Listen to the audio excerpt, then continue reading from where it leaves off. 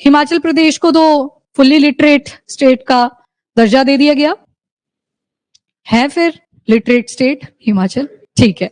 पर यहाँ पे फुल्ली लिटरेट का मतलब ये नहीं होता कि 100% लिटरेसी आ चुकी है। क्राइटेरिया जो लगाया गया है वो है 95% का। इससे ऊपर का लिटरेसी रेट आ गया तो फिर उनको फुल्ली लिटरेट मान दिया जाता है।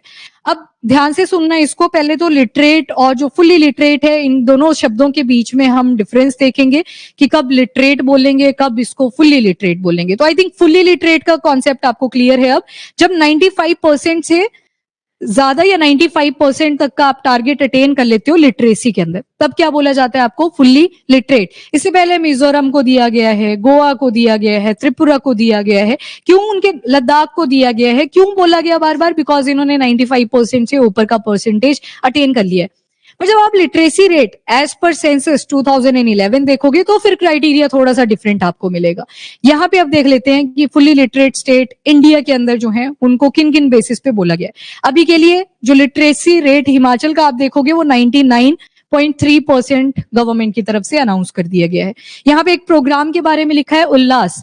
एक बार नेशनल असेसमेंट सर्वे हमने पढ़ा था जिसमें बात करी गई थी कि क्रिटिकल एनालिसिस पे ज्यादा फोकस नहीं किया जाता, रोट लर्निंग पे ज्यादा फोकस करते हैं। उसी में आपने एक सब प्रोग्राम पढ़ा था विच वाज उल्लास, मतलब लाइफ लॉन्ग लर्निंग चलती रहे, उसके ऊपर ये एम्फेसाइज करता है। 2022 से शुरू करा था कि हो सकता है किसी ने बचपन में एजुकेशन अटेन नहीं करी, एडल्ट स्टेज में चला गया, अब उनको रियलाइज होता है कि हमको भी पढ़ना चाहिए था, तो उसके लिए ओपन स्कूल जो करे गए हैं, जैसे आप पीयू में भी देखते हो, यहाँ पे भी है national institute of open schooling, तो यहाँ पे कोर्सेज में पार्टिसिपेशन करते हैं। पर ये जो उल्लास है ये उन लोगों के लिए बनाया गया जिनको पहले न्यूमरेसी अल्फाबेट्स ये भी नहीं आते थे, तो अब यहाँ पे एडमिशन ले सकते हैं। बाद में इनका टेस्ट भी कंडक्ट करा जाता है, अगर उसमें पास हो जाते हैं सर्टेन क्राइटेरिया के साथ तो फिर उनको भी लिटरेट की कैटेगरी में काउंट कर दिया जाता है। चलो देख लेते हैं वन बाय वन अब सारा।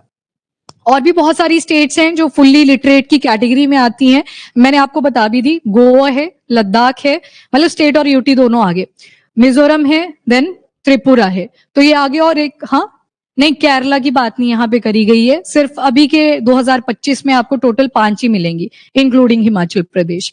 नेक्स्ट इज, अब डेफिनेशन देख लो। मिनिस्ट्री ऑफ एजुकेशन, जैसे पहले ministry of human resource and development भी कहते थे, इन्होंने बोला कि लिटरेसी हम कब बोलेंगे?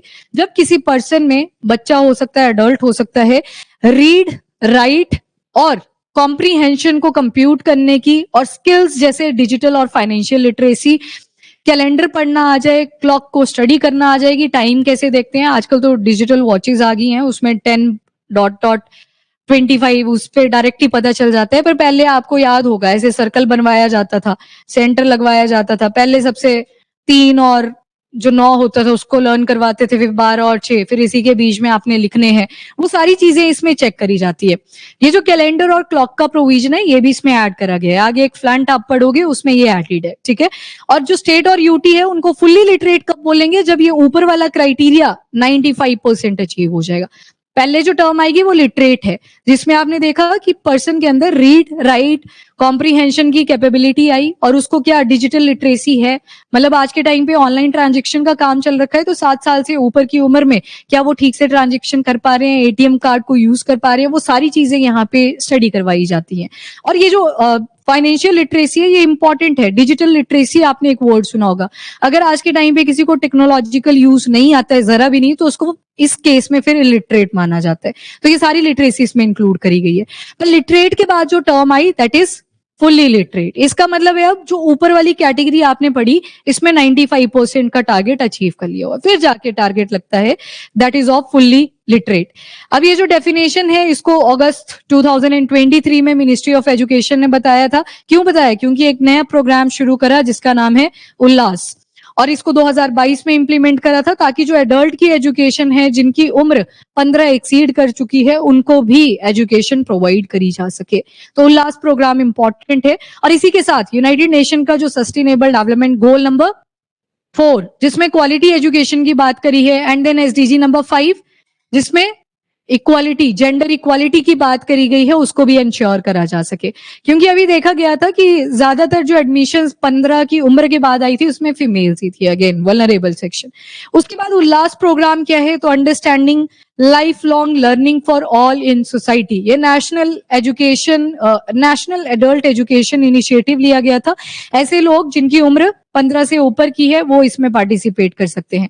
मोबाइल एप्लीकेशन इसके लिए अवेलेबल थी, उसी पे पढ़ाई लिखाई थोड़ा सीखिए, पेपर उसी पे कंडक्ट करा जाता था। 2022 में मिनिस्ट्री ऑफ एजुकेशन ने इसे लॉन्च करा था।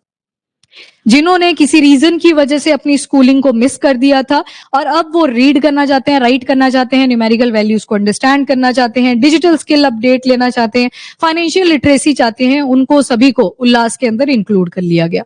और ये जो प्रोग्राम है उल्लास प्रोग्राम, ये नेशनल एजुकेशन पॉलिसी जो 2020 में आई थी उसी का एक छोटा सा सब पार्ट है। और हमको 100% लिटरेसी भी अटेन करनी है बाय द एंड ऑफ 2030। और गोल नंबर 4 इसी के अंडर क्वालिटी एजुकेशन पे भी फोकस करना है, तो इसको लेके आए थे। अब आते हैं FL NAT, functional literacy numeracy assessment test. अब टेस्ट भी तो होएगा, सीख लिया तुमने ऐसे ही थोड़ी फ्री का सर्टिफिकेट मिलेगा। ये वाला टेस्ट कंडक्ट करा जाएगा, आपकी मोबाइल ऐप पे ही होगा। ये जो 15 साल से उम्र के ज्यादा लोग थे उनको चेक करा जाएगा। 150 मार्क्स का ये टेस्ट रहता है, जिसमें रीडिंग, राइटिंग और न्यूमेरिक से रिलेटेड प्रॉब्लम्स, डिजिटल और जो आपने पीछे देखा फाइनेंशियल लिटरेसी, उससे रिलेटेड क्वेश्चंस आते हैं। 150 मार्क्स में जो भी पासिंग लाइन होती है वो अटेन करनी होती है, अदरवाइज फेल भी हो जाते हैं, दोबारा से टेस्ट देना पड़ता है। तो दैट इज FL NAT। इसके जरिए पता लगता है हमें कि हिमाचल के अंदर 99.3% तक का लिटरेसी रेट अटेन हो चुका है। और सर्टिफिकेशन कौन प्रोवाइड करेगा, तो national institute of open schooling, तो जैसे यहाँ पे भी ओपन है, देखा है आपने PU का, बस जाती है सेकंड गेट के बिल्कुल सामने वाली जो पहली बिल्डिंग आती है वहां पे। अच्छा ठीक है, ओके चलो नेक्स्ट। और क्या क्या स्कीम्स हम एडल्ट एजुकेशन के लिए लेके आए थे पहले भी, तो उल्लास तो सबसे लेटेस्ट आ गया जो 2022 में हम लेके आए हैं, 15 साल की उम्र से पहले।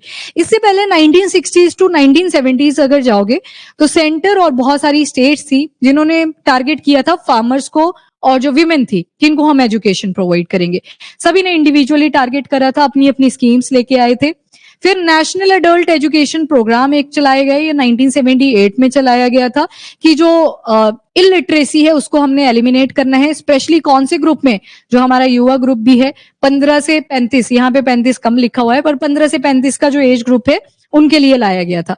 देन नेशनल लिटरेसी मिशन आता है, ये 1988 से 2009 तक चलता है और इन्होंने भी किसको टारगेट करा था, तो वही जो ऊपर की तरफ आप देख के आए, ये 15 से 35 साल का एज ग्रुप था, विमेन भी इसमें इंक्लूडेड थी, फार्मर्स भी इसमें इंक्लूडेड थे। 2009 में यूपीआई गवर्नमेंट के तहत एक प्रोग्राम आता है दैट इज साक्षर भारत लिटरेट इंडिया स्कीम, और इसको रन करा गया था 2018 में। और ये भी 15 या फिर उससे ज्यादा की जो उम्र के लोग थे उनकी एजुकेशन के लिए लाया गया था ताकि वो फंक्शनल लिटरेसी और न्यूमरेसी को अंडरस्टैंड कर सके। 2011 के सेंसस के हिसाब से गोवा का जो लिटरेसी रेट है दैट इज 88.7%, ये सेंसस के हिसाब से दिया है। पर अभी इसको हमने क्या बोला, फुल्ली लिटरेट, मतलब इसका भी 95% से ऊपर का है अगर हम फुल्ली लिटरेट की टर्म्स में देखें। ये 2011 के सेंसस के बारे में है।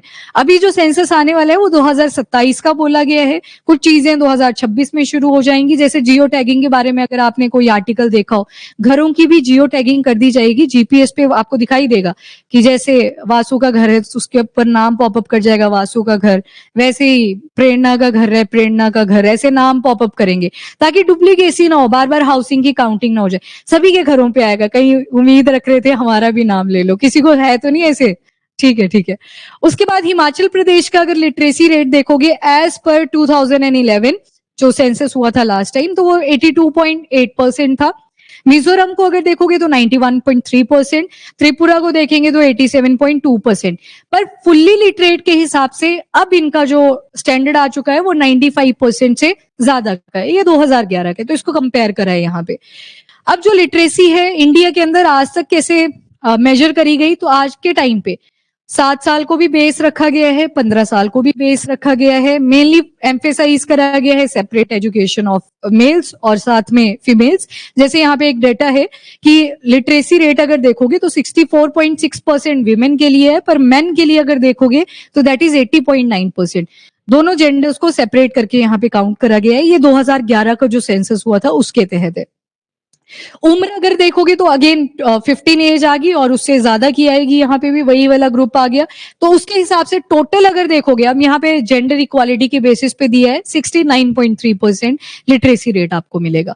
तो मतलब वेरी करता है। और डेटा किसने कलेक्ट करा था? तो MoSPI, ministry of statistics and programme implementation, इन्होंने ये सारा डेटा प्रोवाइड करा था कि कैसे हम लिटरेसी को मेजर कर सकते हैं। एज ग्रुप 15 या उससे ज्यादा का रख लिया और मेल्स और फीमेल का सेपरेट डेटा निकाला और साथ में एक कॉमन डेटा भी निकाल दिया कि कितना निकल के आएगा। तो ये पहले वाला था। ये वाला क्वेश्चन हिमाचल वाले स्टूडेंट तो पक्का से ट्राई करेंगे, बाकी भी ट्राई कर सकते हैं इसको। जब भी आपकी स्टेट कभी फुली लिटरेट की कैटेगरी में आएगी तो आपके लिए भी इंपॉर्टेंट हो जाएगा ये आर्टिकल।